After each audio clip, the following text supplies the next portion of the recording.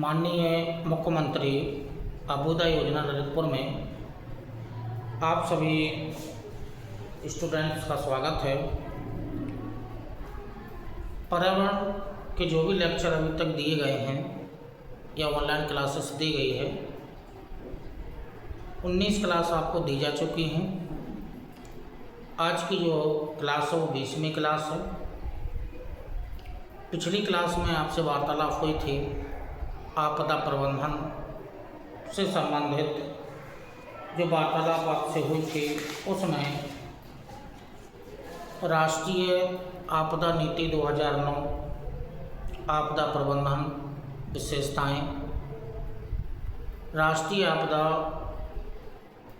प्राधिकरण या जो अधिनियम लाया गया था, अधिनियम 2005, क्या क्या विशेषताएं थीं, इससे संबंधित आपसे वार्तालाप पिछले वीडियो में आपसे हुई थी।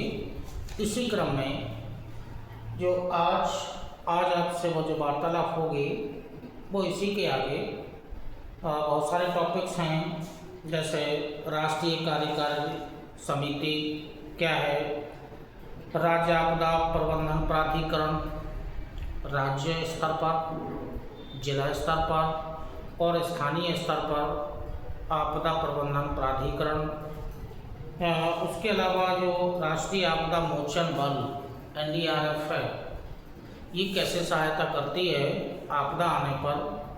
सशस्त्र बल, फिर उच्च स्तरीय समिति, राष्ट्रीय संकट प्रबंधन समितियाँ, राज्य स्तर पर, जिला प्रशासन स्तर पर जो बल होते हैं वो सशस्त्र बल, उसके अलावा केंद्रीय अर्धसैनिक बल, राज्य आपदा मोचन बल। इसी क्रम में आगे जो टॉपिक होंगे, राष्ट्रीय आपदा मोचन शमन निधियाँ, और ये चूँकि जो राष्ट्रीय आपदा मोचन और शमन निधियाँ हैं, ये वित्तीय प्रबंधन है। इसी के आगे आपदा निवारण और शमन का टॉपिक होगा। इसी क्रम में आगे तैयारियां क्या होती हैं, शमन यानी कि मिटिगेशन, तैयारी हेतु साझेदारी, रक्षा के उपाय। इसी क्रम में आपदा प्रबंधन में सामाजिक उत्तरदायित्व, मीडिया की भागीदारी, घटना प्रणाली नियंत्रण, चिकित्सा कार्यवाही, पशु देखभाल, अस्थायी राहत शिविरों की स्थापना, पुनर्निर्माण, रिकवरी, क्षमता निर्माण, संस्थागत क्षमता निर्माण, सामुदायिक प्रशिक्षण देना, स्कूली शिक्षा देना, संचार सूचना प्रौद्योगिकी का उपयोग कैसे करेंगे आपदा प्रबंधन में, और राष्ट्रीय आपदा प्रबंधन योजना क्या उद्देश्य है, क्या इसका दृष्टिकोण है, क्या क्या विशेषताएं हैं। फिर प्रधानमंत्री के 10 सूत्रीय कार्यक्रम हैं, उनके बारे में या उनका एजेंडा है। एक सेंडाई रूपरेखा है, इसको हम जानेंगे। प्राथमिकताएं, सीमाएं, पर्यटन उद्योग, सूखा उससे संबंधित प्रकार, नदियों में गाद की समस्या, और लास्ट में एक पुरस्कार दिया जाएगा, सुभाष चंद्र बोस आपदा प्रबंधन पुरस्कार। ये पुरस्कार सुभाष चंद्र बोस आपदा प्रबंधन पुरस्कार का संबंध आपदा प्रबंधन या जो प्राकृतिक आपदाएँ आती हैं इनसे संबंधित जो भी संस्थाएं होती हैं उनको मोस्टली दिया जाता है। तो सुभाष चंद्र बोस आपदा पुरस्कार जो है वो उसका संबंध आपदा प्रबंधन से है। तो इसी क्रम में जो मोस्टली हैं जो टॉपिक हैं जो आपसे वार्तालाप हुई है, ये टॉपिक मोस्टली आपको आज के इस लाइव क्लास में या जो ऑनलाइन क्लासेस में आपसे वार्तालाप होगी। तो इसके पहले आपदा प्रबंधन नीति शमन मोचन एक ऑनलाइन क्लास आपको दी जा चुकी है। इसी क्रम में राष्ट्रीय कार्यकारी समिति, राष्ट्रीय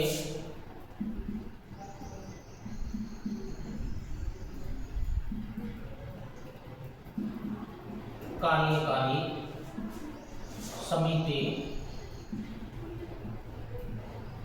तो राष्ट्रीय कार्यकारी जो समिति है राष्ट्रीय कार्यकारी समिति का जो अध्यक्ष होता है, वो अध्यक्ष जो होता है इस समिति का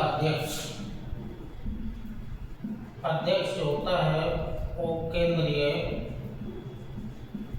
गृह सचिव।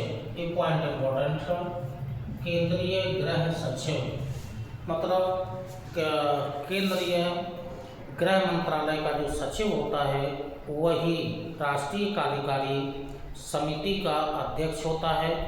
अब जो समिति है इसका क्या क्या कार्य हैं, तो जो समिति होती है वो राष्ट्रीय आपदा प्रबंधन प्राधिकरण की, ये जो समिति है राष्ट्रीय आपदा कार्यकारी समिति है, कार्यकारी समिति है, इसकी है राष्ट्रीय आपदा प्रबंधन प्राधिकरण के अंदर में ये काम करती है, तो मतलब ये कार्यकारी समिति है। और ये जो समिति है ये सहायता करती है राष्ट्रीय आपदा प्रबंधन प्राधिकरण के लिए, सहायता करती है। और इसका जो काम है कार्यवाही, समन्वय करना, क्रियान्वयन करना, ठीक है, ये सहायता तो करती ही है। इसके अलावा सहायता करती है, सहायता भी करती है, क्रियान्वयन भी करती है, निगरानी भी करती है और समन्वय स्थापित भी करती है। तो ये जो कार्यकारी समिति है राष्ट्रीय आपदा प्रबंधन प्राधिकरण की इनकी कार्यकारी समिति है। तो ये जो राष्ट्रीय कार्यकारी समिति है इसका जो मुख्य उद्देश्य यही है कि राष्ट्रीय आपदा प्रबंधन प्राधिकरण की सहायता करें और सहायता करने के साथ साथ में समन्वय, निगरानी और क्रियान्वयन भी करती है और खतरनाक आपदा की स्थिति पैदा होने पर कार्यवाही और समन्वय का कार्य करती है। तो ये जो समिति है उसके अध्यक्ष केंद्रीय गृह सचिव होते हैं, ठीक है। इसी क्रम में जो आगे है ये तो राष्ट्रीय हो गई है, राष्ट्रीय स्तर पर ये समिति हो गई है। अब इसी तरह से राज्य स्तर पर,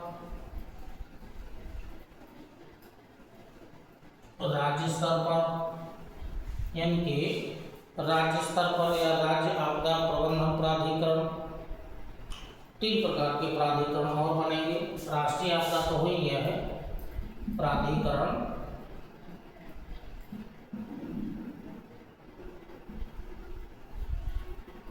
पहला हो जाएगा राज्य आपदा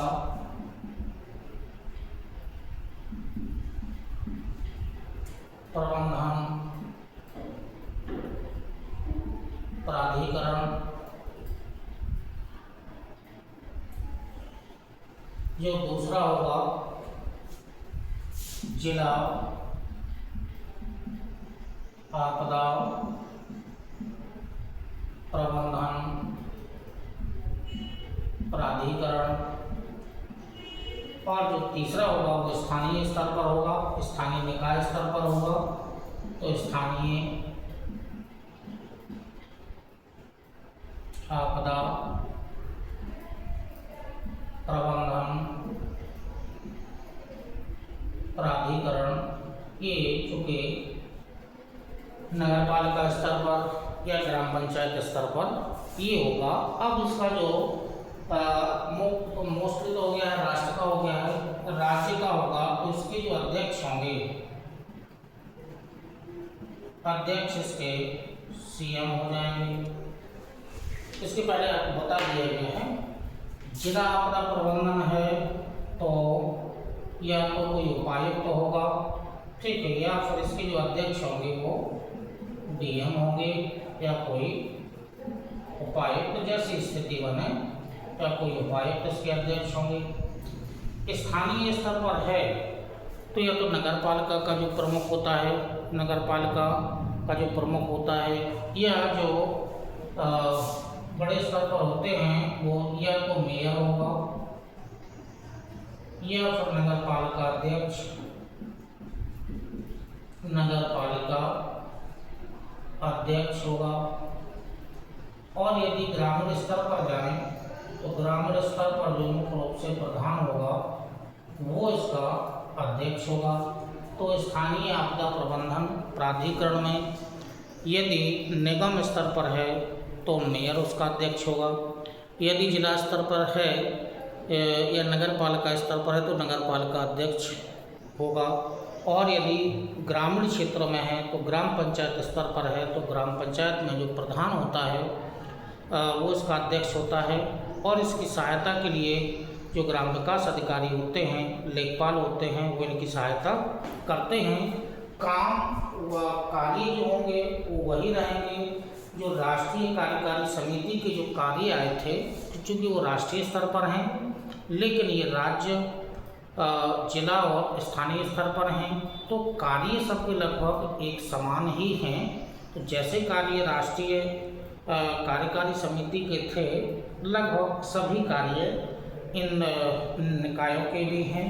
तो इसमें जो राष्ट्रीय आपदा प्रबंधन जो पहले वाला है, इसमें थोड़ा सा इसी के नीचे ऐसे पॉइंट बना करके थोड़े नोट कर लीजिएगा, 2-3 नोट इसी के अंतर्गत भी आप नोट कर लीजिएगा ऐसे डायग्राम बना करके, और 2-3-4 पॉइंट लिख लीजिएगा। तो राज्य आपदा प्रबंधन प्राधिकरण इसमें नोट कर लीजिएगा। नीतियों और योजनाओं का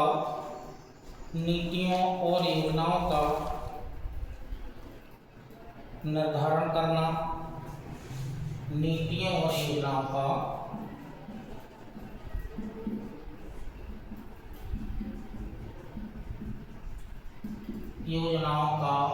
निर्धारण करना। फिर उसी के बाद इन्हीं नीतियों का कार्यान्वयन, सहायता, निगरानी करना हो जाएगा राज्य स्तर पर। इसी के अलावा निवारण तैयारी और शमन,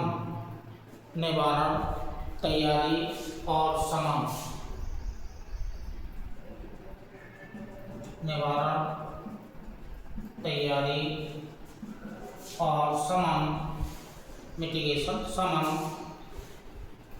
समन उपायों का एकीकरण सुनिश्चित करने हेतु विभिन्न विभागों की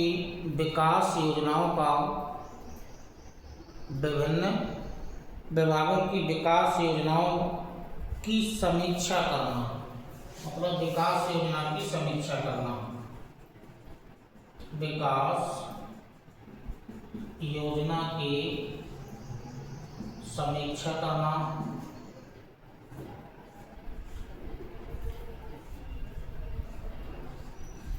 तो ये जो प्रमुख जो पॉइंट हैं, ये जो कार्य हैं, ये राज्य आपदा प्रबंधन प्राधिकरण के कार्य हैं जो सीएम की अध्यक्षता में इन कार्यों का क्रियान्वयन किया जाता है। तो नीति योजनाओं का निर्धारण करना, कार्यान्वयन इन योजनाओं का यानी नीतियों का कार्यान्वयन करना, सहायता करना, निगरानी करना, निवारण, तैयारी, समन और विकास योजनाओं की समीक्षा करना, जो सीएम या मुख्यमंत्री की अध्यक्षता में इन विकास योजनाओं का क्रियान्वयन किया जाता है।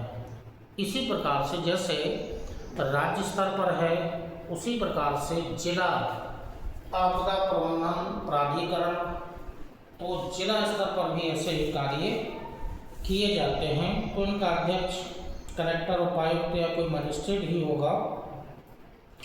तो प्रबंधन के लिए योजना समन्वय कार्यान्वयन, मतलब ये पूरा का पूरा ये यहाँ आ जाएगा। सहायता, समन्वय,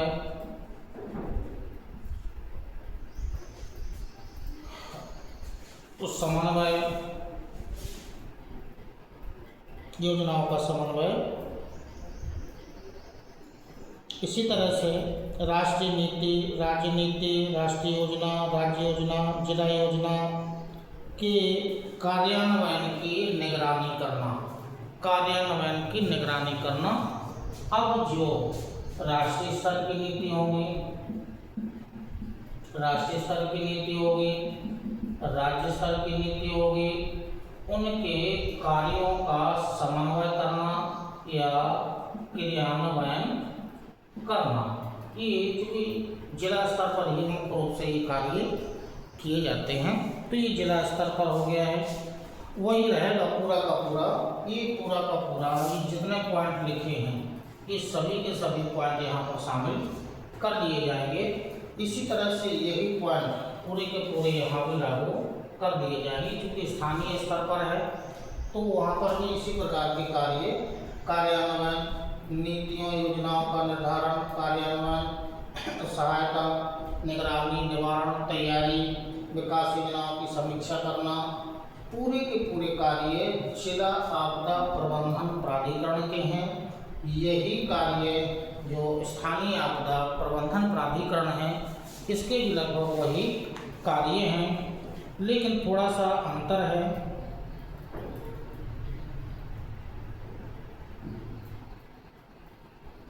आपदाओं से निपटने के लिए अपने अधिकारियों कर्मचारियों की क्षमता निर्माण सुनिश्चित करना, मतलब आपदा पर ये तो कार्य पूरे हैं ही, लेकिन आपदा प्रबंधन से संबंधित जो भी समस्याएं उत्पन्न हो रही हैं या जो भी अधिकारियों कर्मचारियों की क्षमता निर्माण सुनिश्चित करना, अधिकारियों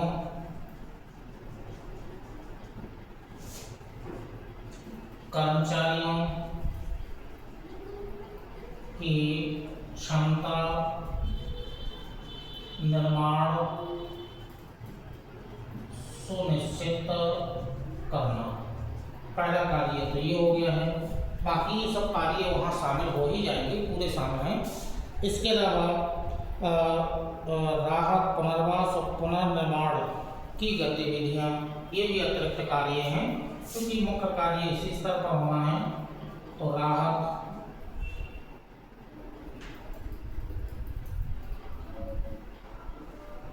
पुनर्निर्माण,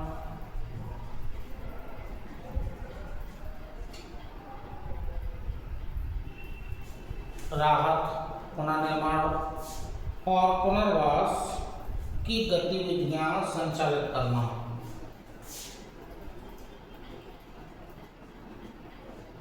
की गतिविधियां संचालित करना, ये इसका ये कार्य और इसके बढ़ जाएंगे। तो जो स्थानीय स्तर पर है, ठीक है, जो सुस्त संस्था का ढांचा निर्माण करना वो सब पूरा आ जाएगा। तो प्राधिकरण राज्य स्तर पर, प्राधिकरण जिला स्तर पर और प्राधिकरण स्थानीय स्तर पर, ये प्राधिकरण होते हैं। तो स्थानीय, चूँकि स्थानीय स्तर का ही मुख्य होता है, चूँकि गांव मिल करके ही जिला का निर्माण करते हैं, जिला मिल करके राज्य का निर्माण और राज्य मिल करके केंद्र का निर्माण करते हैं। तो मुख्य जो आपदाएं होती हैं वो स्थानीय स्तर से संबंधित ही होती हैं। तो स्थानीय स्तर पर ही घटनाएं घटित होती हैं, प्राकृतिक आपदाएं घटित होती हैं, तो इनका संचालन किया जाता है। तो इसी क्रम में जो आगे है वो एनडीआरएफ और इसके क्या क्या कार्य हैं। क्योंकि मुख्य जो सहायता करता है आपदा के समय में, जो एनडीआरएफ होता है वो सबसे पहले पहुंच जाता है फोर्स के रूप में, सहायता करने के रूप में। तो इनको एनडीआरएफ के जो सैनिक होते हैं उनको एक विशिष्ट प्रकार का या जिस प्रकार की आपदा होगी उसी प्रकार का उनको प्रशिक्षण दिया जाता है, और जैसी आपदा होगी उसी प्रकार के सैनिक बल तत्काल राहत सहायता के लिए उनको भेज दिया जाएगा।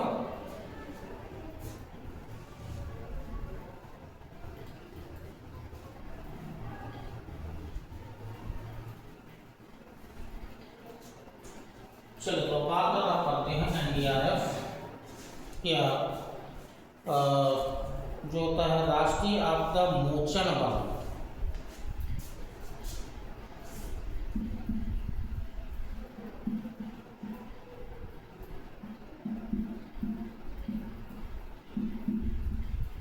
मोचन संकट मोचन बल।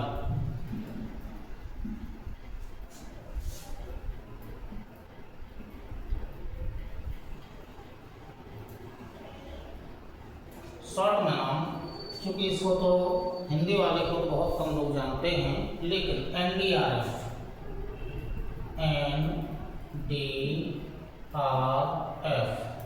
इस शब्द से ज़्यादा लोग परिचित हैं। एनडीआरएफ ने सहायता की, ये कौन कहता है कि राष्ट्रीय आपदा मोचन बल ने सहायता की, क्योंकि इतना लंबा स्टेटमेंट सा लगता है, तो एनडीआरएफ शॉर्ट में बोल देते हैं।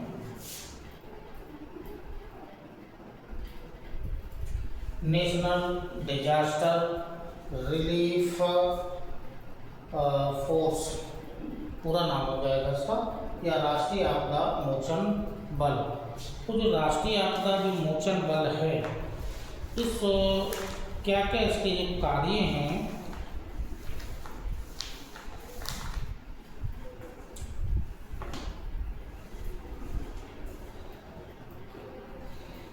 अधिनियम 2005 के अंतर्गत या राष्ट्रीय आपदा अधिनियम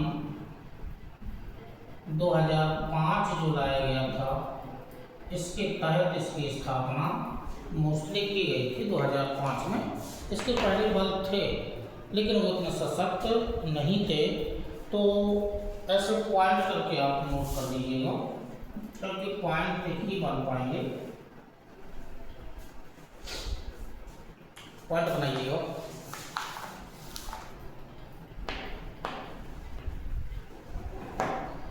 किसी खतरनाक आपदा, किसी खतरनाक आपदा की स्थिति, खतरनाक आपदा की स्थिति अथवा रासायनिक, जैविक, विकिरण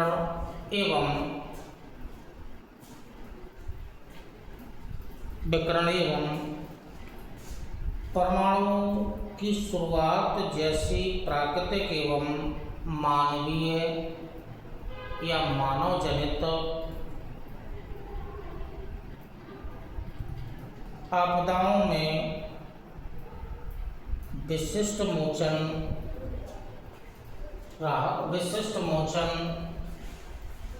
के रूप में या उद्देश्य से इसका गठन किया गया है। तो गठन कोई भी, चाहे तो वो आपदा प्राकृतिक हो, चाहे वो मानवीय जनित हो, आपदा किसी भी प्रकार की हो, ठीक है, तो इसको राहत देने के उद्देश्य से, ठीक है, कोई भी हो उसको राहत देने के उद्देश्य से इसका गठन अधिनियम 2005 के अंतर्गत किया गया है। एक पॉइंट हो गया। दूसरा पॉइंट, इस बल का सामान्य अधीक्षण, इस बल का सामान्य अधीक्षण, निर्देशन, नियंत्रण,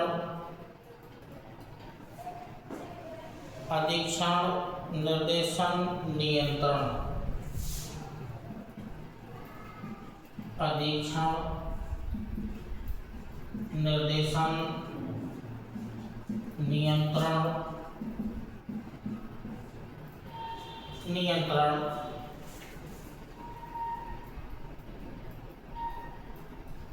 एनडीएमए वही राष्ट्रीय आपदा प्रबंधन प्राधिकरण। एनडीएमए में निहित है, एनडीएमए में निहित है तथा इसके द्वारा निष्पादित किया जाता है, एनडीएमए के द्वारा निष्पादित किया जाता है। इस बल को कमांड तथा पर्यवेक्षण, इस बल को कमांड तथा पर्यवेक्षण केंद्र सरकार द्वारा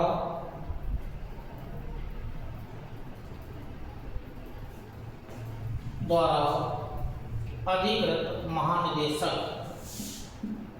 केंद्र सरकार द्वारा नियुक्त जो महानिदेशक,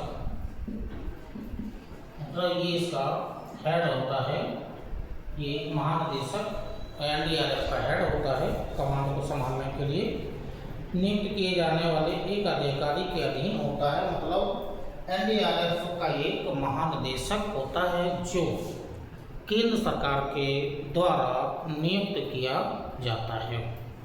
ठीक है, अगला पॉइंट,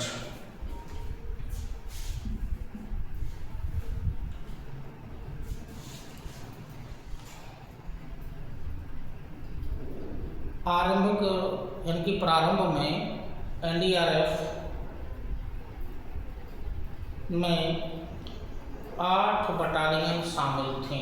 मतलब प्रारंभ में 8 बटालियन, 8 की इम्पोर्टेंट प्रारंभ में थी 8 बटालियन, परंतु वर्तमान में इसकी संख्या 12 है। वर्तमान में इनको बढ़ा दिया गया है, तो वर्तमान में इनकी संख्या 12 है। 12 बटालियन है, 12 बटालियन है जो राज्य सरकार से संपर्क बनाए रखते हैं। ये राज्य सरकार से संपर्क में रहते हैं, जो राज्य सरकार के संपर्क में रहते हैं और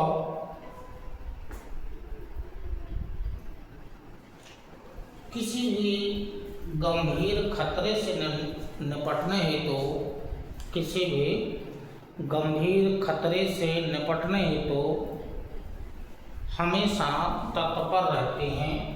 तो गंभीर खतरा से निपटने के लिए तत्पर, हमेशा ये तत्पर रहते हैं।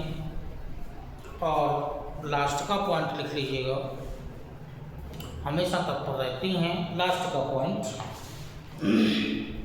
प्राकृतिक आपदाओं से निपटने का प्रशिक्षण ठीक है, एनडीआरएफ के पास ही होता है। जैसे प्राकृतिक आपदा हो वैसे बटालियन तैयार कर दी जाती है, भेज दिया जाता है। तथापि 4 बटालियन को रासायनिक, जैविक, 4 बटालियन, 12 में से 4 बटालियन को, मतलब सीधा कर दीजिएगा, मानव जनित या मानवीय आपदाएं, मानवीय आपदाओं से संबंधित है 4 बटालियन। मानवीय आपदाओं से जैसे रासायनिक हुआ, जैविक हुआ, विकिरण हुआ या परमाणु से संबंधित कोई प्राकृतिक वो मानव जनित आपदा हो, उसके लिए 4 बटालियन कार्यरत विशेष रूप से हैं, क्योंकि इनको उसी प्रकार से प्रशिक्षित किया ही जाता है।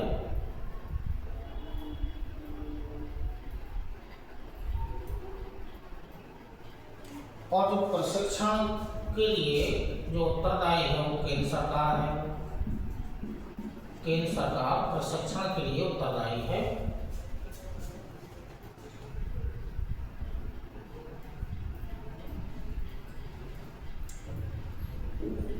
हो गया। चलिए, तो ये राष्ट्रीय आपदा मोचन बल एनडीआरएफ है। जो राष्ट्रीय आपदा अधिनियम 2005 के अंतर्गत इसको स्थापित किया गया था। मुख्य कार्य प्राकृतिक मानवीय आपदाओं के समय राहत देना है। इसका अधीक्षण निर्देशन नियंत्रण एनडीएमए के पास है। केंद्र सरकार द्वारा जो इसका हेड होता है, एनडीआरएफ का हेड होता है, केंद्र सरकार द्वारा नामित होता है या नियुक्त किया जाता है। प्रारंभ में एनडीआरएफ में 8 बटालियन थी, वर्तमान में 12 हैं, जो केंद्र सरकार के संपर्क में रहती हैं। ठीक, इनका मुख्य कार्य यही है कि किसी गंभीर प्राकृतिक आपदा या मानवीय आपदा से निपटने के लिए तत्पर इनके तत्पर रहते हैं। 12 में से 4 जो मानवीय आपदाओं के लिए विशेष रूप से उनको प्रशिक्षण दिया गया है। प्रशिक्षण इनको दिया जाएगा, वो केंद्र सरकार के माध्यम से इनको प्रशिक्षण दिया जाता है। तो ये एनडीआरएफ क्या है, क्या क्या ये कार्य करता है, कैसे कैसे है, इसकी संरचना क्या है, ये पूरा हो गया है।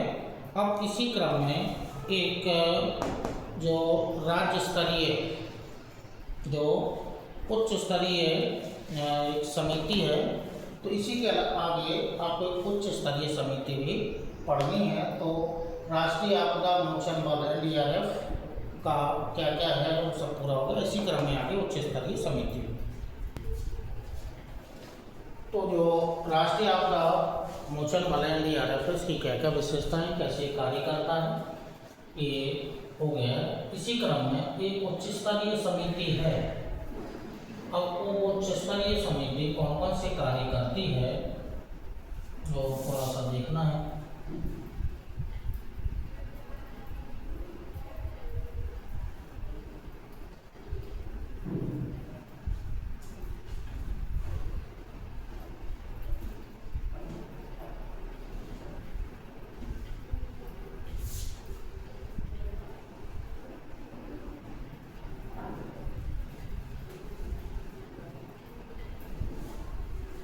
उच्च स्तरीय समिति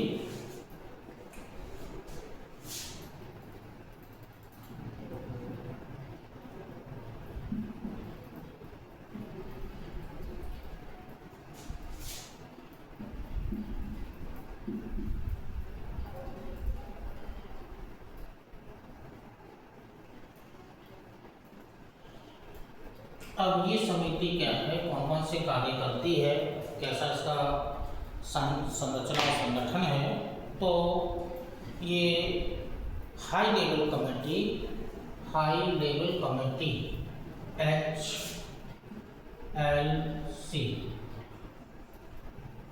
HLC इसका शॉर्ट में नाम है,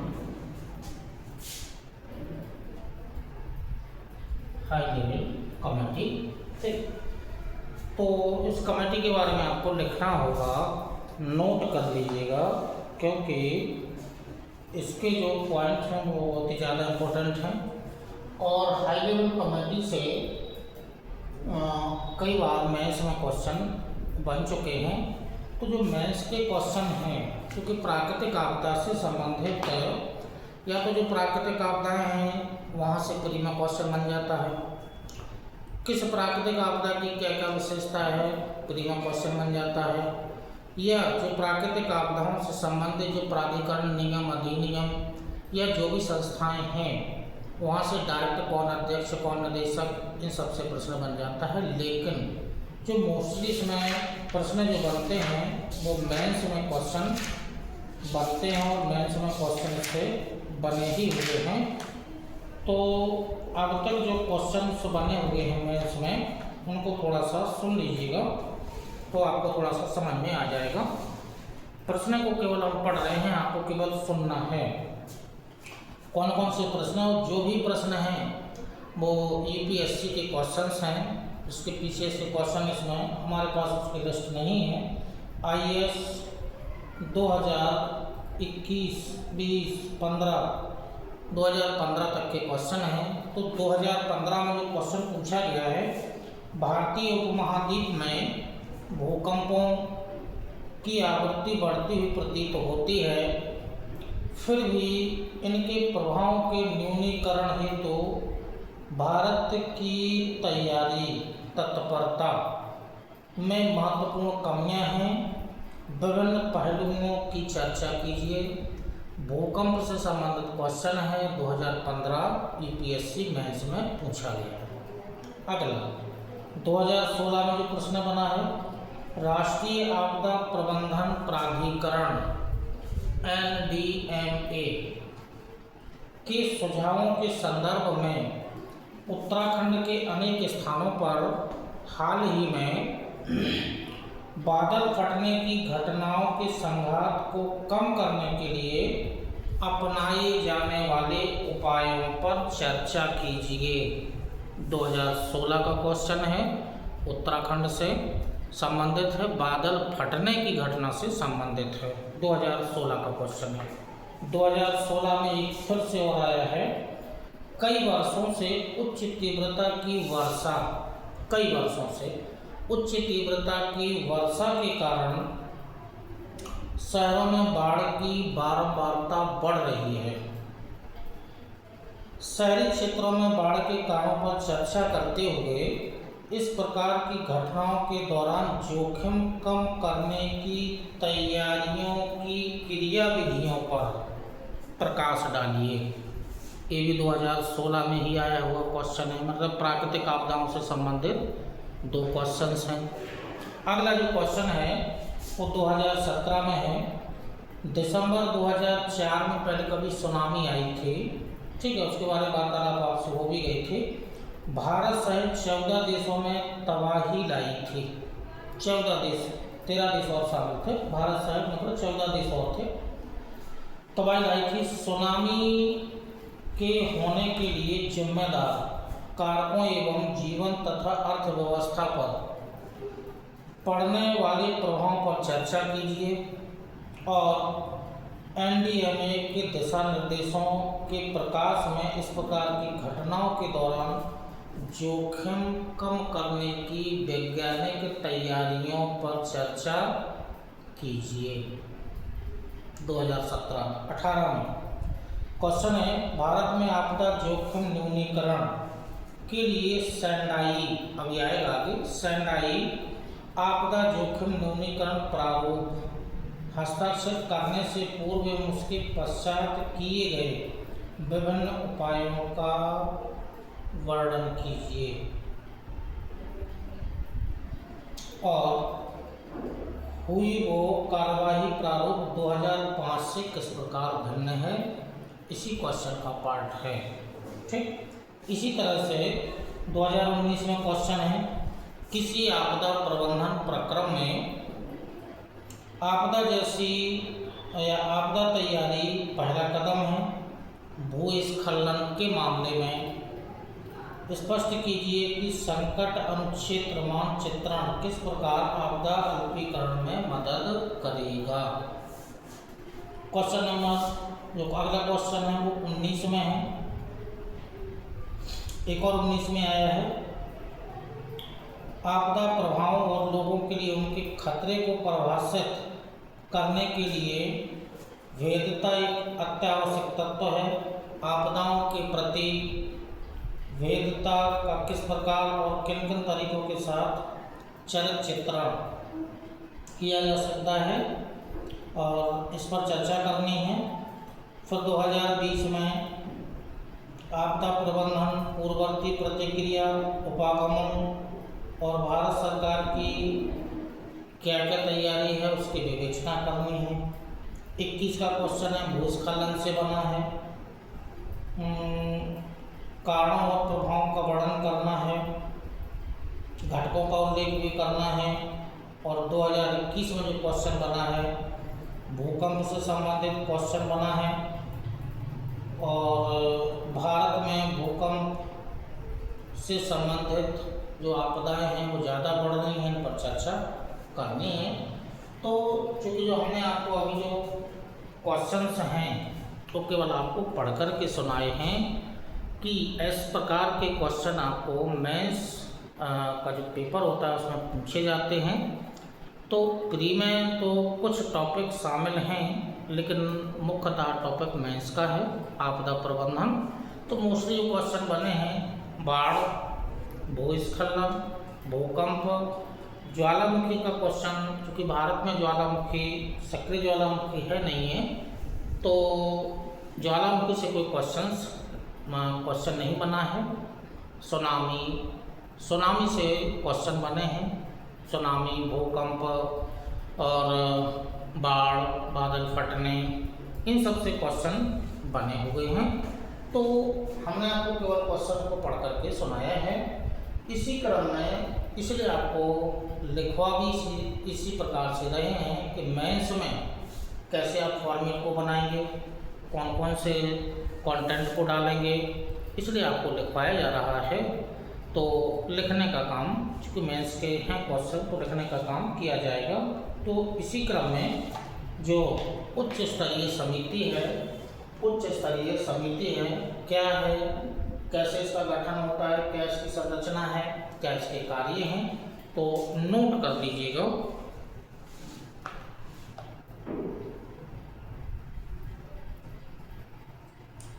लिखिएगा, गंभीर स्वरूप की आपदाओं के मामले में आपदा के कारण हुए नुकसान और अपेक्षित राहत सहायता की राशि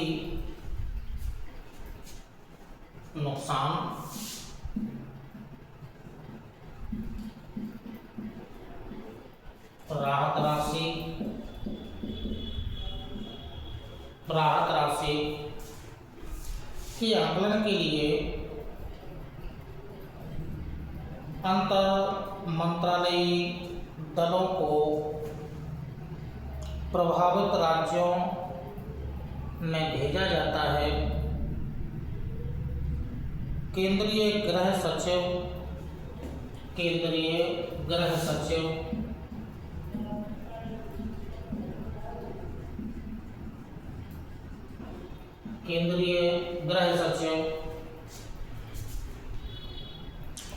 की अध्यक्षता में मंत्रालयों, केंद्रीय दलों द्वारा किए गए मूल्यांकन की समीक्षा करता है।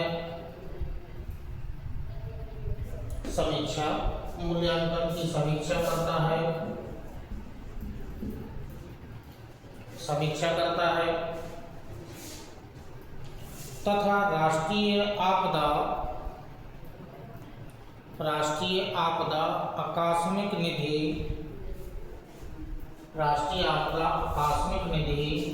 NCCF फंड, आकस्मिक निधि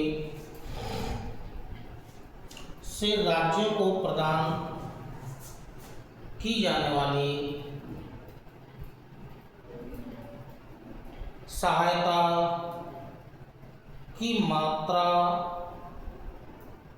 की सिफारिश करता है।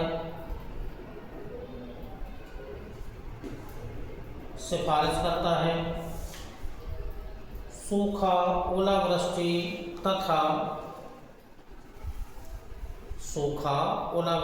तथा कीटों के संबंध में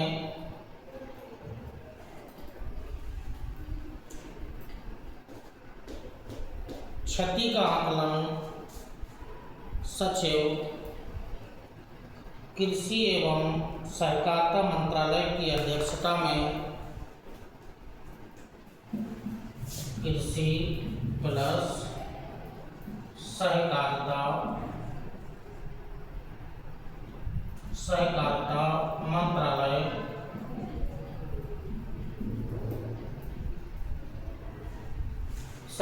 मंत्रालय की अध्यक्षता में किया जाता है।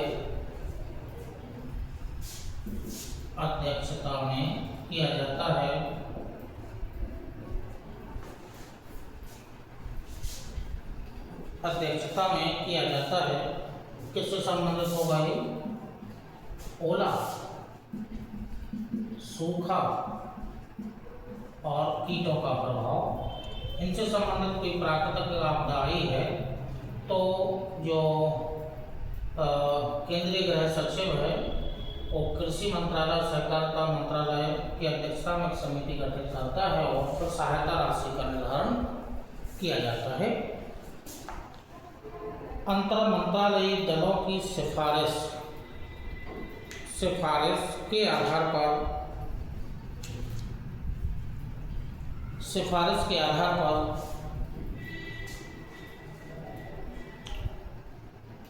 प्रभावित राज्यों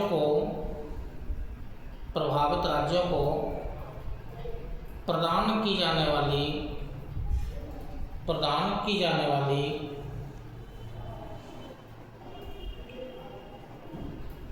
केंद्रीय सहायता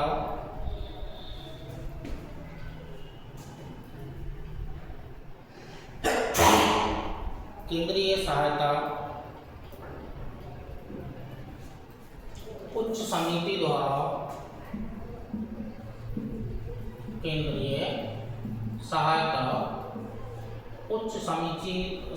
द्वारा अनुमोदित की जाती है जिसके अध्यक्ष के रूप में वित्त मंत्री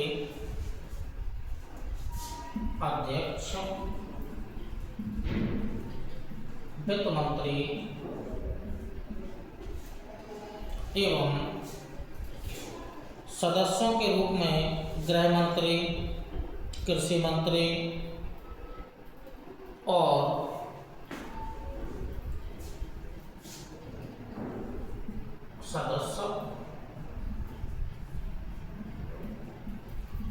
गृह मंत्री राज्यों का गृह मंत्री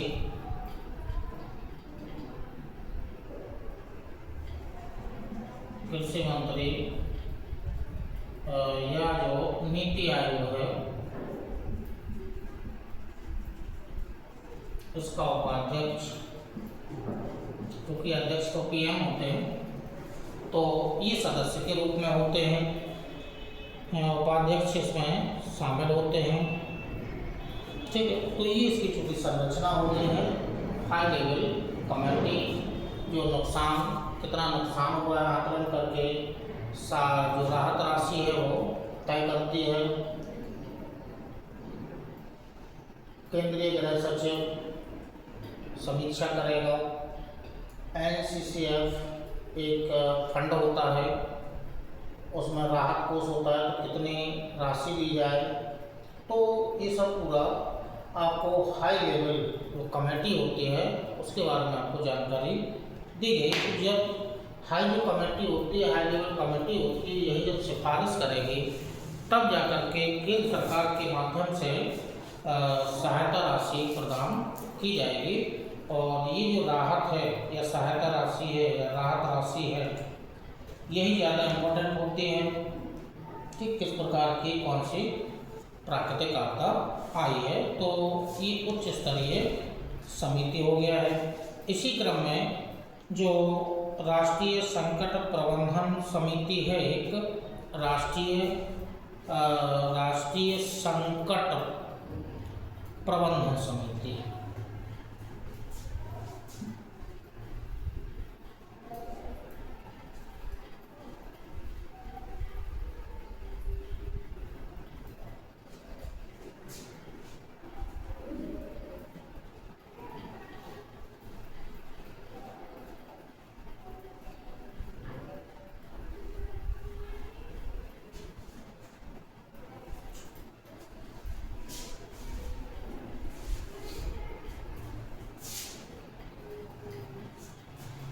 जो इसी क्रम में है आगे।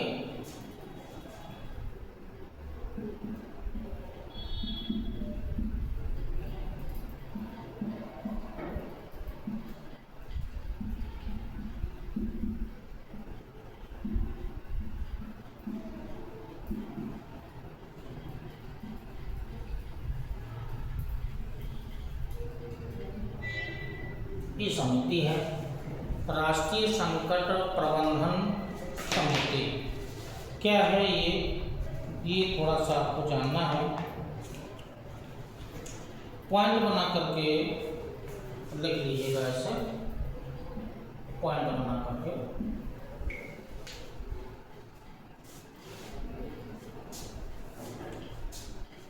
राष्ट्रीय संकट प्रबंधन समिति NCMC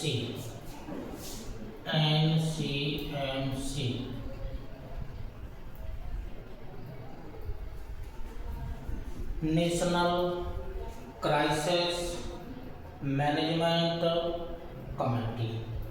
क्राइसिस शब्द लिया गया है यहाँ पर, मतलब संकट मतलब क्राइसिस से लिया गया है, या गंभीर जो आपदा है उसको क्राइसिस से जोड़ा गया है, संकट से जोड़ा गया है।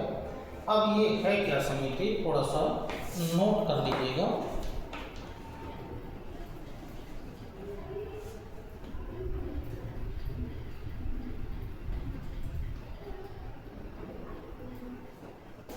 मंत्रिमंडल सचिव, अध्यक्ष कौन होता है? मंत्रिमंडल सचिव।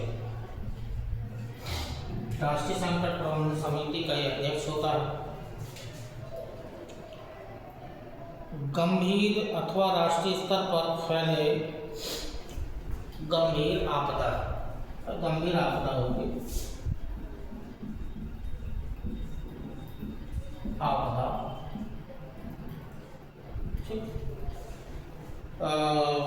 आपदा से निपटने का काम करती है।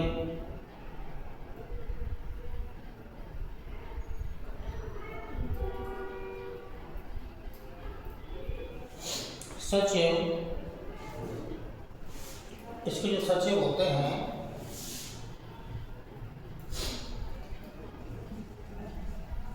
अध्यक्ष तो हो गया सचिव, जो सचिव होता है वो NDMA समिति, इस समिति के सदस्य होंगे। NDMA के ये सचिव होंगे, सदस्य। अगला पॉइंट कर लीजिएगा,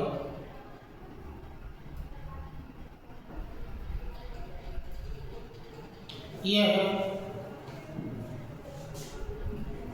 केंद्र, राज्य और जिला स्तर पर सहायता करेगा,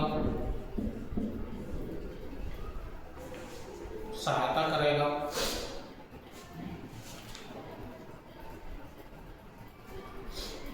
अगला पॉइंट लिखिएगा,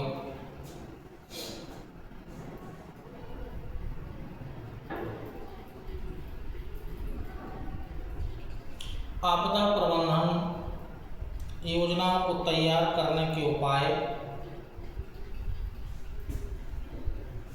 योजना तैयार करने के उपाय,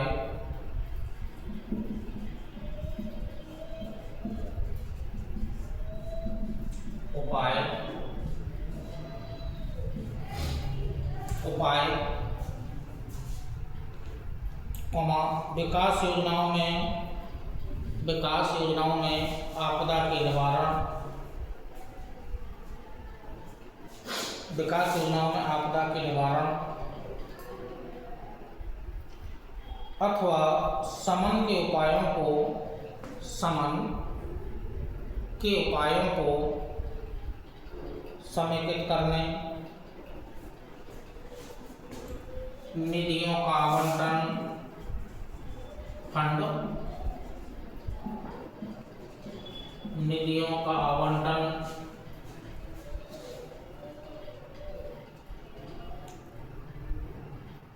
शीघ्र चेतावनी प्रणालियां,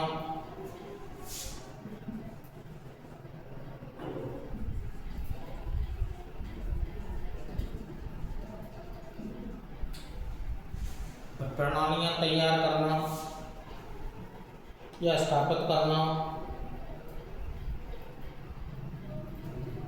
एवं एजेंसियों की सहायता करने, एवं एजेंसियों की सहायता करने को निर्देशित या निर्देश या आदेश देता है। निर्देश या आदेश देता है। इसी प्रकार से जिला स्तर पर जिला आयोजना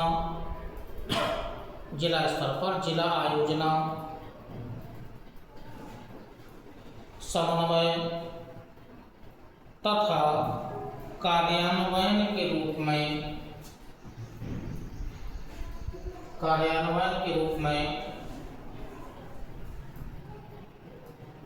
कार्य करता है।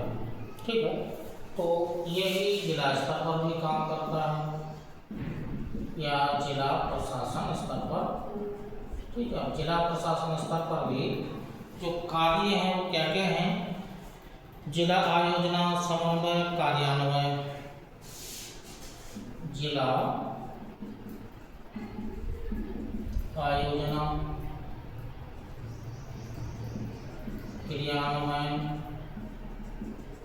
समन्वय, ये कार्य करना इसका जिला स्तर पर हो जाएगा। ये कार्य करना जिला स्तर पर ये हो जाएगा। तो ये जो राष्ट्रीय संकट प्रबंधन समिति NCMC, ठीक है, उसकी संरचना क्या क्या होता है जिला स्तर पर हो गया है। अब जो मोस्टली जो क्रम से जो आते हैं, जैसे अभी NDRF आया था, एक संकट मोचन बल के रूप में आया था। इसी क्रम में और भी बल हैं, उनको थोड़ा सा जान लेते हैं कौन कौन से बल हैं जो सहायता करते हैं आपदा के समय। NDRF तो मोस्टली है ही, लेकिन उसके साथ साथ में सुरक्षा का दायित्व भी साथ साथ में करना है। बचाव का कार्य तो होगा ही, लेकिन सुरक्षा का दायित्व भी सरकारों का है, तो सुरक्षा भी देना है और बचाव भी करना है। तो इसके लिए जो बल हैं वो 3 प्रकार के बल कार्यरत हैं। अब वो 3 प्रकार के जो बल हैं, 3 प्रकार के जो बल हैं वो कौन कौन से बल हैं जो आपदा के समय में कार्य करते हैं? बल, फोर्स,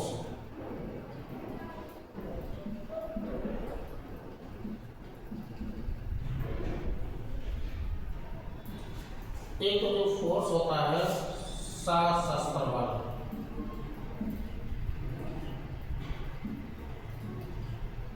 कैसे कार्य करता है नीचे जानना है। केंद्रीय अर्धसैनिक बल,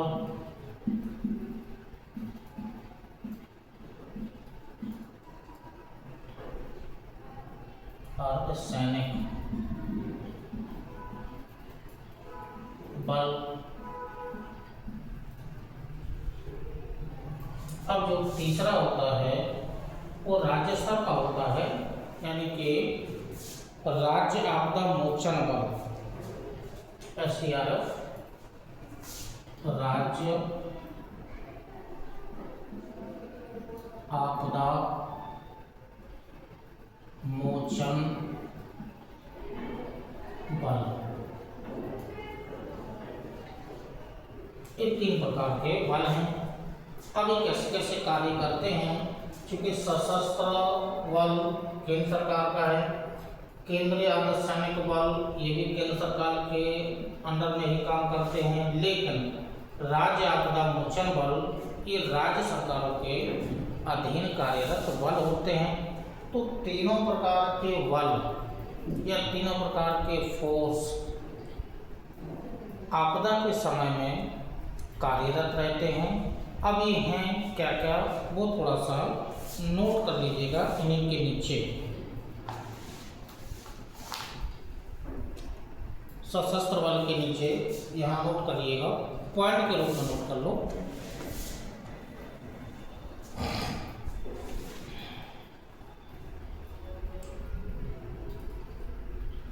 अधिक ऊंचाई वाले क्षेत्रों में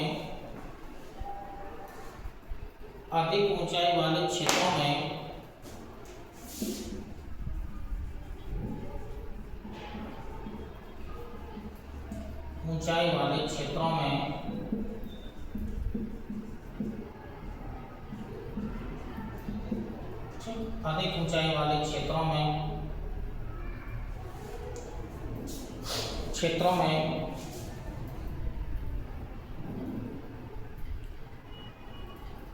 प्रशिक्षकों और आपदा प्रबंधन के प्रबंधकों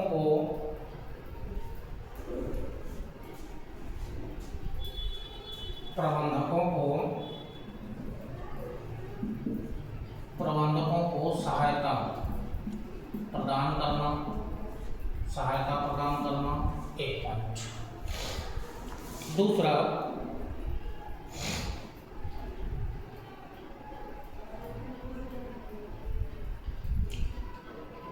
राज्य तथा जिला स्तरों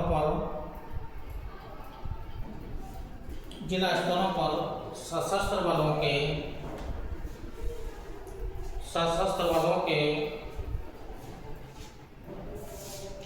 स्थानीय प्रतिनिधियों को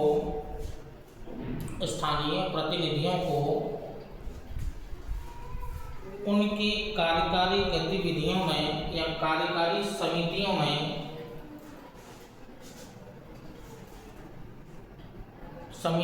शामिल किया जाता है।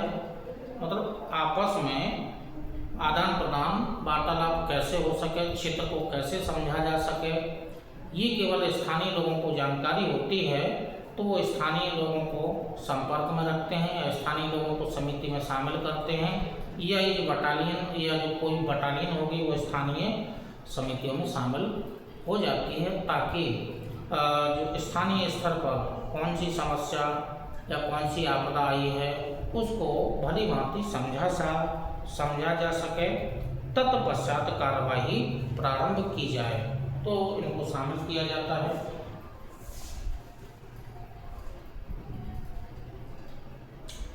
अब ये केंद्रीय अर्धसैनिक बल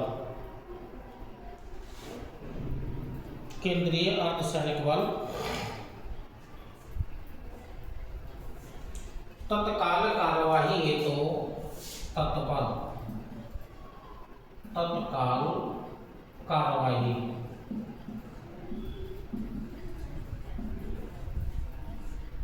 तत्काल कार्रवाई करना है तो वहाँ केंद्रीय अर्धसैनिक बलों को लगाया जाएगा। तो तत्काल कार्रवाई के लिए केंद्रीय अर्धसैनिक बलों को लगाया जाता है।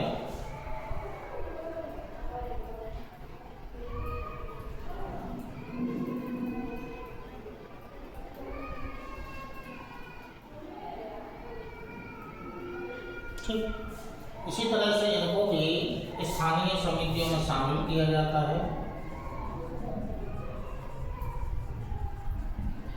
स्थानीय समितियों में शामिल, ठीक है, इनको भी तत्काल कार्रवाई जरूर करना है, लेकिन पहले उस क्षेत्र की, उस स्थान की भौगोलिक, ऐतिहासिक, सांस्कृतिक, सामाजिक जो भी कंडीशंस हैं या जो भौगोलिक, तो जो भी कंडीशंस है पहले उनको समझना होगा। तो स्थानीय लोगों के माध्यम से ये उनको समझाया जा सकता है। अब आइएगा लास्ट में राज्य आपदा मोचन बल SDRF, स्टेट का हो जाएगा, वो नेशनल का था।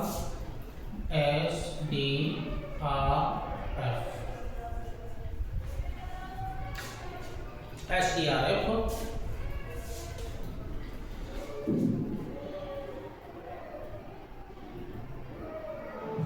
राज्यों को अपने मौजूदा संसाधनों में से ही कार्यवाही क्षमताओं का सृजन करने के लिए प्रोत्साहित किया जाता है।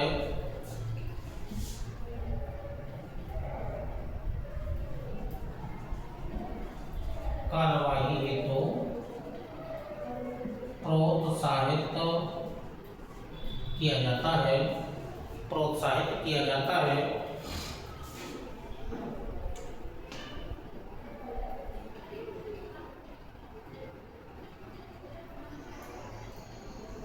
एक बटालियन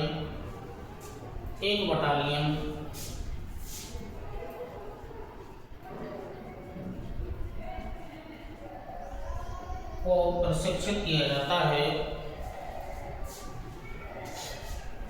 ताकि महिला और बच्चों की आवश्यकताओं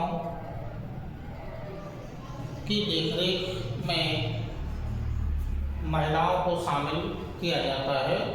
और एक बटालियन महिला रहेगी, एक महिला रहेगी जो बच्चों और महिलाओं की देखरेख कर सकें, उनकी सहायता कर सकें।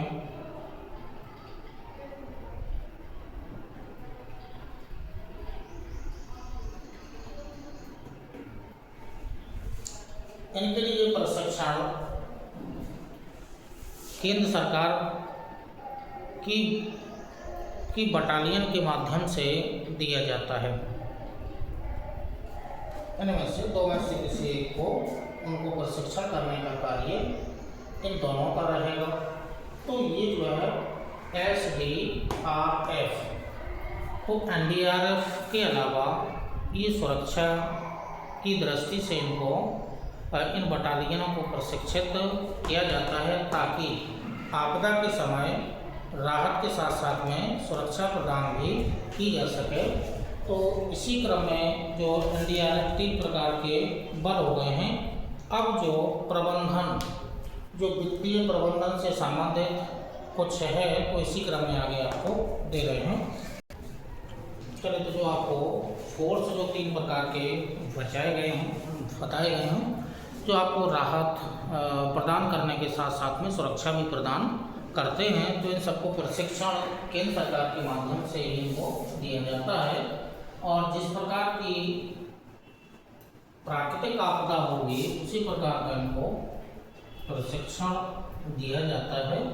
तो NDRF के अलावा सशस्त्र बल, केंद्रीय अर्धसैनिक बल और राज्य संकट मोचन बल SDRF, ये बल हैं जो सहायता प्रदान करते हैं। अब इसी क्रम में आगे बढ़ना है तो राष्ट्रीय आपदा मोचन तथा शमन निधियां, राष्ट्रीय आपदा मोचन तथा शमन निधियां, ये टॉपिक है।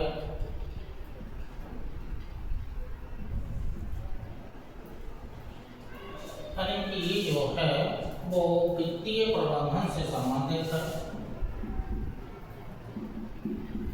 वित्तीय प्रबंधन,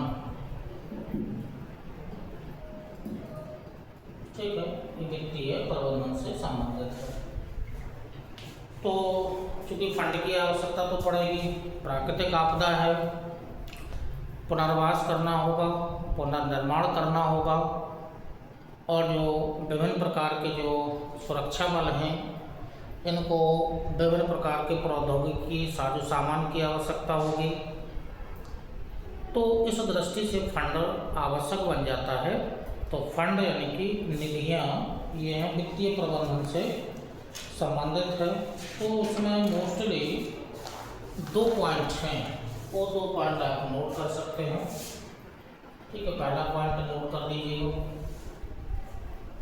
फर्स्ट पॉइंट नोट कर लो। एक राष्ट्रीय आपदा मोचन निधि, राष्ट्रीय आपदा मोचन निधि का गठन किया जाएगा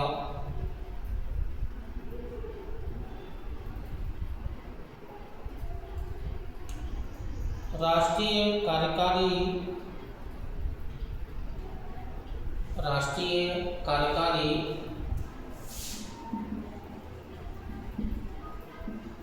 समिति आई थी, कार्यकारी समिति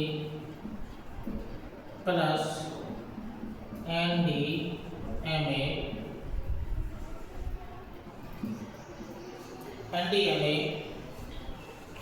के परामर्श पर केंद्र सरकार के दिशा निर्देशों के अनुसार आपातकालीन कार्यवाही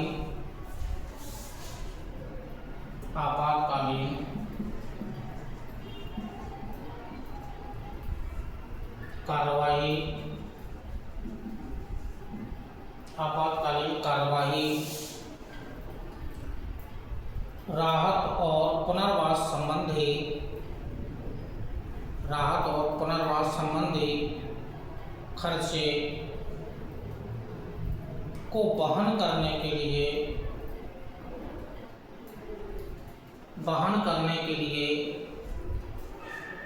इस निधि का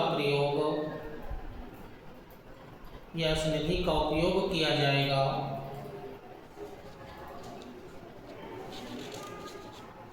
राष्ट्रीय आपदा आकस्मिक निधि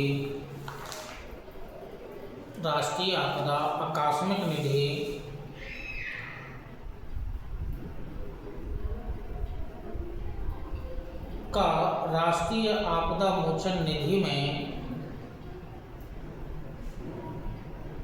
में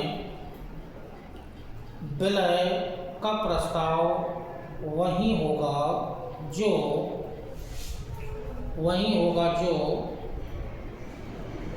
समय समय पर विलय भी करना है।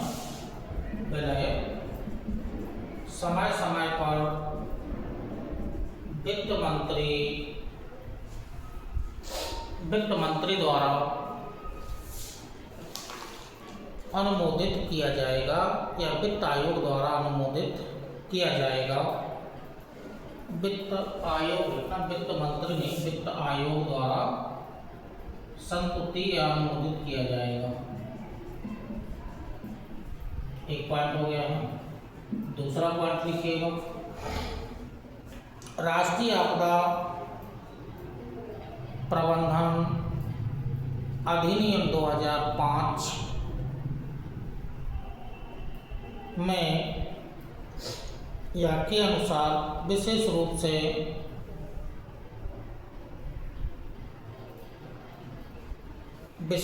से शमन के प्रयोजनार्थ राष्ट्रीय आपदा शमन निधि का सृजन किया जाएगा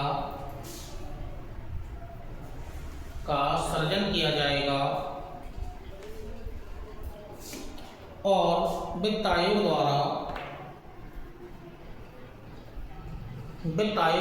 समय समय पर अनुमोदित किए गए सुझावों के अनुसार होगा। ये 2 पॉइंट थे जो राष्ट्रीय आपदा मोचन और शमन निधियों से संबंधित थे। इसी क्रम में जो है आपदा निवारण और शमन, ये टॉपिक इम्पोर्टेंट है। आपदा निवारण एवं शमन,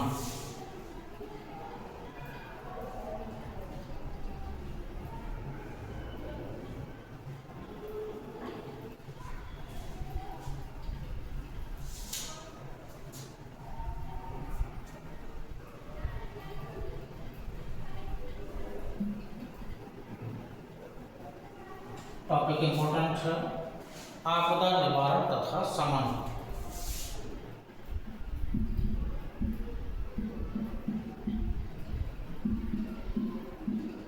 प्लस शमन।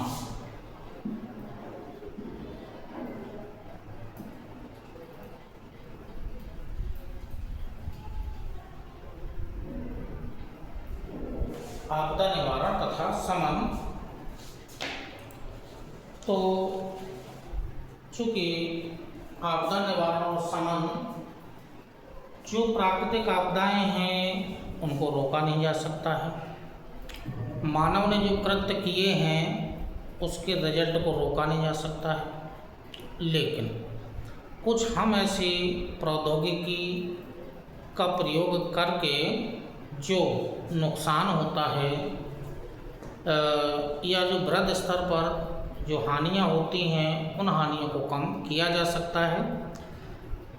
इसकी सहायता हम भारतीय मौसम विभाग से भी ले सकते हैं अग्रिम सूचना, विश्व मौसम विज्ञान से भी ले सकते हैं अग्रिम सूचना, ताकि जो पर्यावरणीय हानि के साथ साथ में जनधन की अत्यधिक जो हानि होती है तो इसको कम किया जा सके, इस हानि को रोका जा सके और एक जागरूकता फैला करके या चेतावनी दे करके इन विभिन्न प्रकार की गंभीर समस्याओं से या इन समस्याओं का आकलन कम किया जा सके।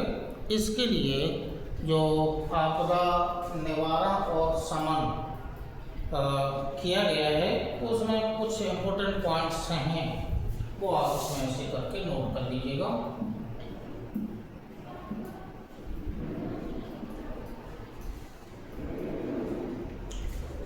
तो पहला पॉइंट लिख लीजिएगा, सभी प्रकार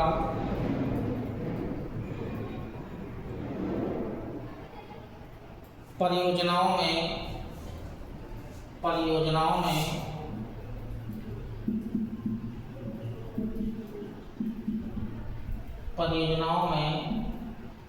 शमन के उपाय करना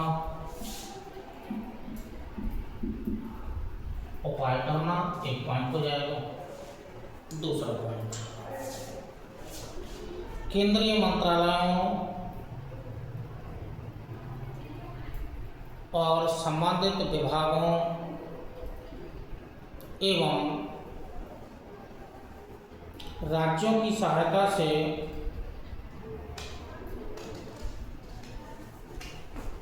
केंद्र सरकार, केंद्र, विभाग, राज्य, इनकी सहायता से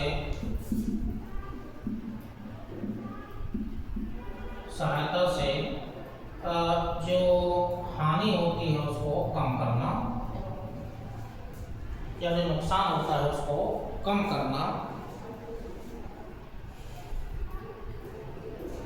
करना और ये परियोजनाएं, राहत से संबंधित परियोजनाएं प्रारंभ करना। अगला पॉइंट,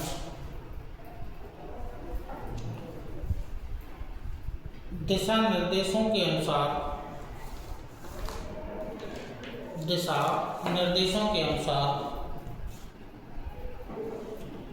राज्य स्तरीय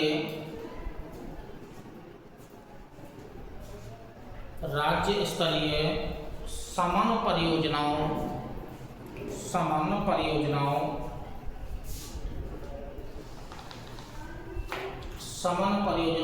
को बढ़ावा देना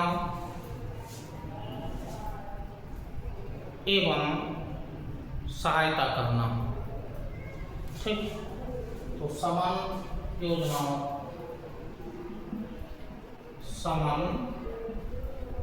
परियोजनाओं को बढ़ावा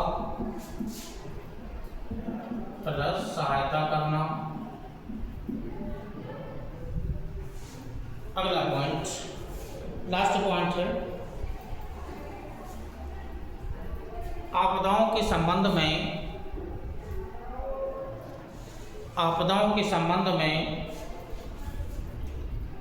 स्वदेशी जानकारी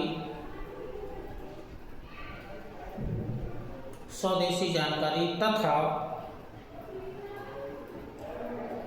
विभिन्न राज्यों द्वारा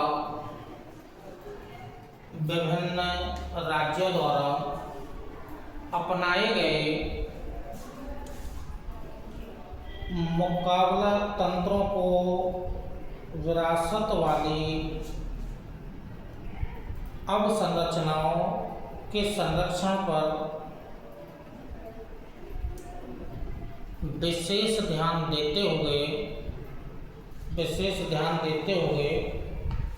उचित महत्व दिया जाना। तो ये जो आपदा निवारण और शमन से संबंधित टॉपिक हो गया है।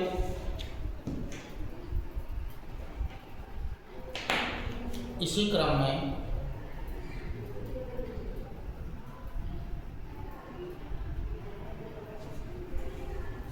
अगला जो टॉपिक है तैयारी।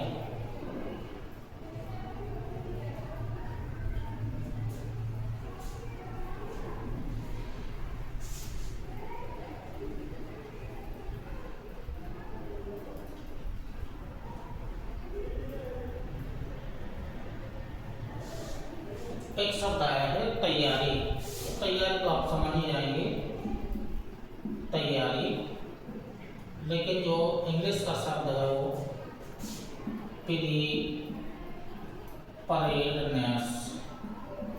ये सिलेबस में होगा। प्रीपरेडनेस एक शब्द था मिटिगेशन, समन आ ही चुका है, समन मिटिगेशन, ठीक है। अब एक शब्द है प्रीपरेडनेस। तो तैयारी तो आप समझते ही हैं कि पहले प्राकृतिक आपदा का आकलन लगा करके उसकी राहत, पुनर्वास, पुनर्निर्माण करना, इससे पहले ये सब कार्य किए जाते हैं। उसके पहले और कौन कौन से कार्य किए जा सकते हैं वो तैयारी के अंतर्गत आ जाता है। तो सभी प्रकार की आपदाओं के लिए पूर्व अनुमान और शीघ्र चेतावनी, पूर्व अनुमान, शीघ्र चेतावनी,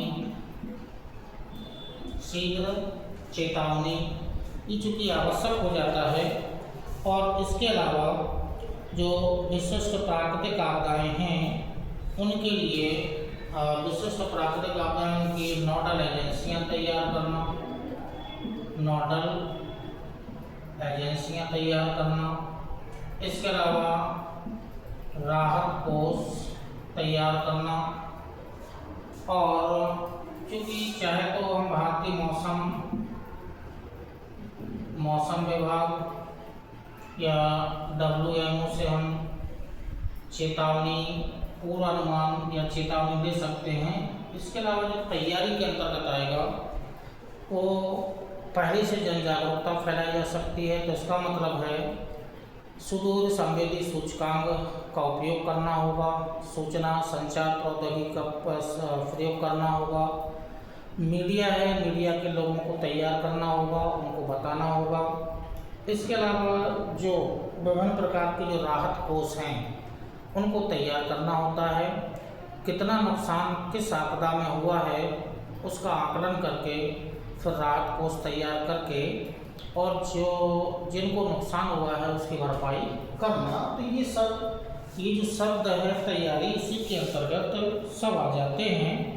तो ये तैयारी तो आप समझ गए होंगे। मतलब और यदि कहें तो प्रौद्योगिकी विकसित करना या प्रौद्योगिकी का उपयोग करना, ये बहुत सारे कार्य हैं। या जो सुरक्षा बल हैं या जो फोर्स हैं उनको पहले से तैयार करना, ये कुछ पहले से तैयार रहते ही हैं। तो ये तैयारी के अंतर्गत आ जाता है। तो इसी क्रम में एक शब्द है मिटिगेशन और तैयारी या रक्षा के उपाय देख लेते हैं।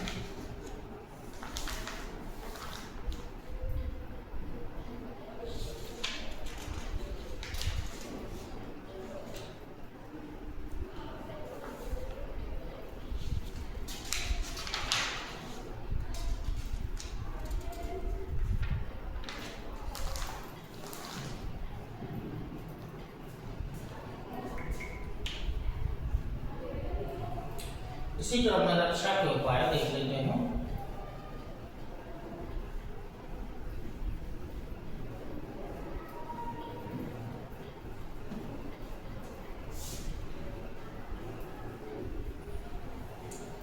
तो चलिए जो लास्ट का टॉपिक है अब और क्या क्या अवस्था है आपदा प्रबंधन के समय और क्या क्या कार्य किए जा सकते हैं या किन किन का उपयोग किया जा सकता है, वो शॉर्ट रूप में आपको हम लिस्ट बना दे रहे हैं। समन तथा तैयारी हेतु साझेदारी, समन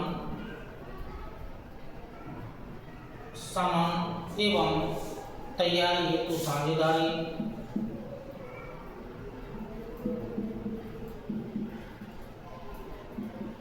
हेतु साझेदारी दोनों के बीच में होनी चाहिए।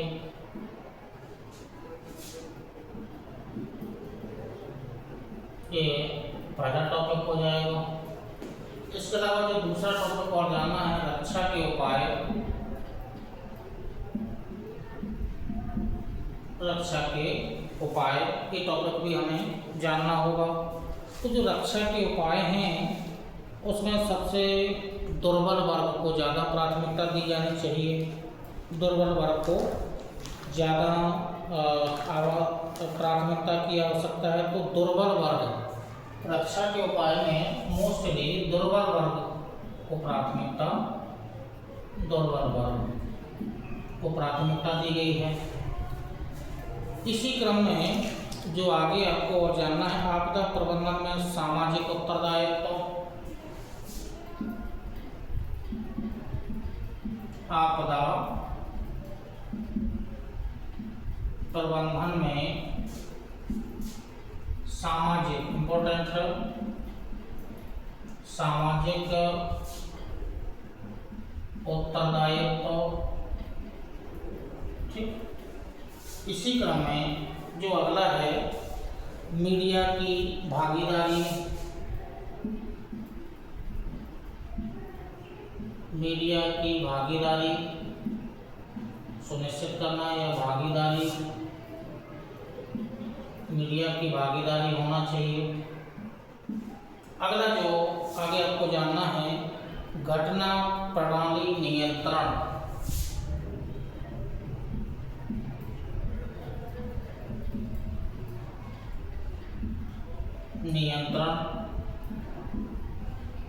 अगला इसी में आ जाएगा चिकित्सीय, जो चिकित्सीय कार्यवाही।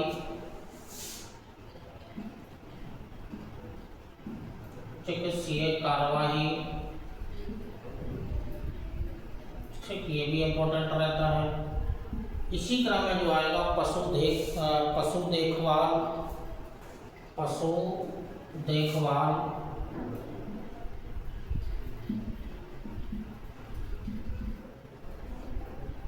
इसी क्रम में आगे भी आपको जानना है, तो अस्थायी राहत शिविरों की स्थापना।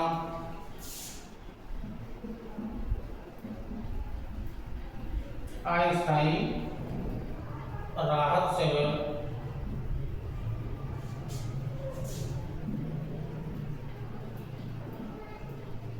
की स्थापना,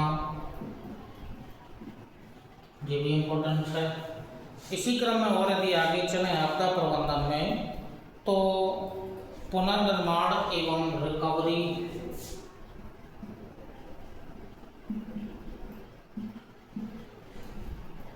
पुनर्निर्माण, रिकवरी, क्षमता निर्माण विकसित करना।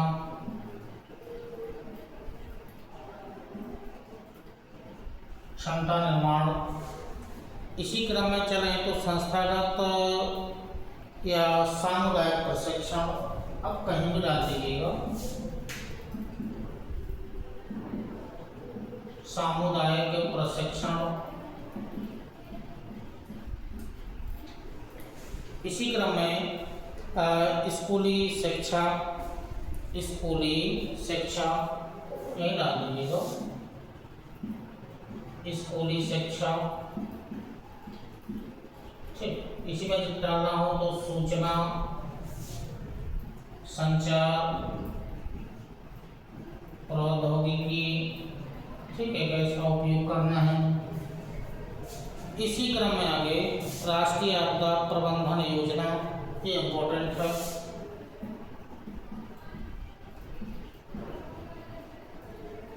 आपदा प्रबंधन योजना, इसमें चूंकि हमें इसकी विशेषताएं भी जाननी है और उद्देश्य भी जानना है, तो क्या उद्देश्य होगा इसका और कौन कौन से इसके विशेषताएं हैं। इसी क्रम में जो आगे जानना है, प्रधानमंत्री के 10 सूत्री एजेंडा, पीएम का 10 सूत्रीय एजेंडा। ठीक, इसी क्रम में पर्यटन उद्योग को भी शामिल करना है। पर्यटन उद्योग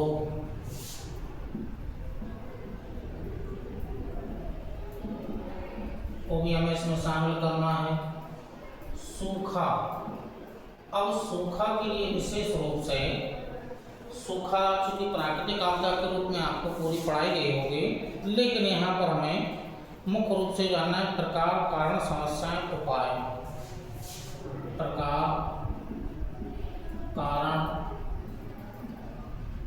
समस्याएं, उपाय। ठीक है, इसी क्रम में एक आपसे वार्तालाप बीच में एक शब्द आया था, सैंडई रूपरेखा। सैंडई रूपरेखा,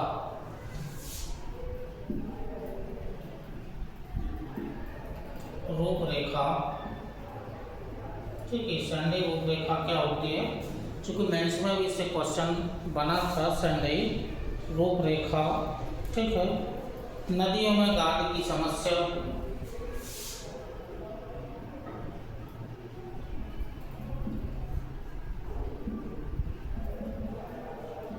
गाद की समस्या, उपाय। और जो लास्ट का इम्पोर्टेंट है, सुभाष चंद्र बोस आपदा पुरस्कार। ठीक, इतने टॉपिक्स हैं, जो अभी शेष बचे हुए हैं। तो जो इतने टॉपिक्स अभी शेष बचे हुए हैं, नेक्स्ट, यदि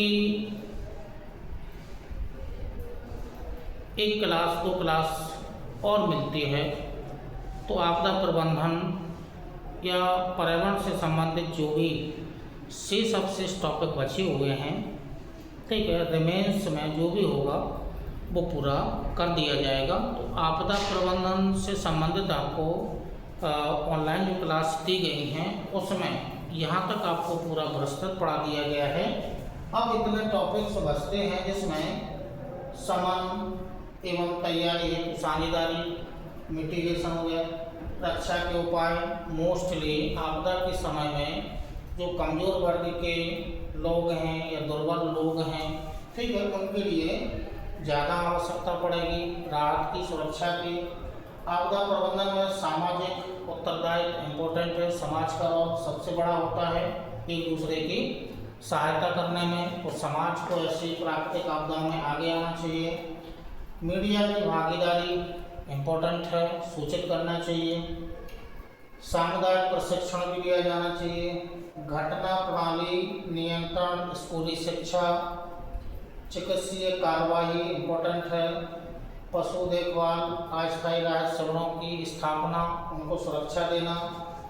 पुनर्निर्माण, रिकवरी, क्षमता निर्माण, सूचना संचार प्रौद्योगिकी का उपयोग करना। राष्ट्रीय आपदा प्रबंधन योजना, जिसके कुछ उद्देश्य होंगे, उसकी कुछ विशेषताएं होंगी। इसी क्रम में आगे प्रधानमंत्री का 10 सूत्रीय एजेंडा है, क्या है वो जानना। पर्यटन उद्योग को भी इसके अंतर्गत शामिल किया गया है।